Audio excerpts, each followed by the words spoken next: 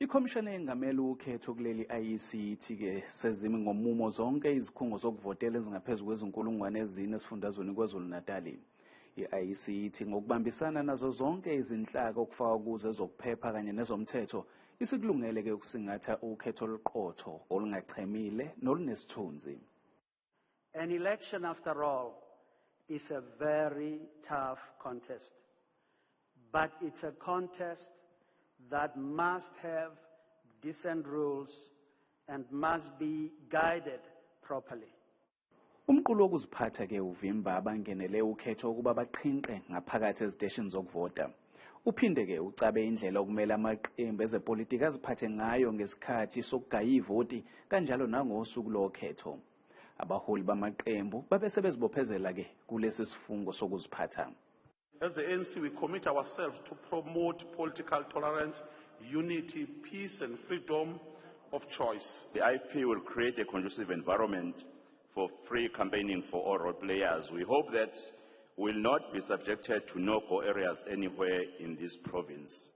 I must say, we cannot have a free and fair election when our election posters are getting removed every day.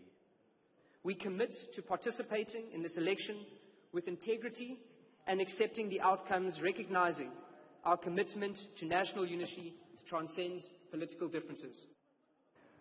Umholi weqembu iBantu Bathu Congress ukushayela amakhala ke kuzofungiswa ngolimi lwaseNtshonalanga. Njoba siya kulolu khetho ngomhla ka-29 njenge-ABC yaBantu Bathu Congress asiyele amaholo. Besizokwenza ke isibophezelo kubantwana bakaNomthaniya namhlanje ukuthi esizokusebenzela ukuthi sihambe sovota ngomhla 29 bese siye eParliament lapha kaMacibisa eMgungundlovu. Masifika khona siqale sikhuluma isiZulu eParliament.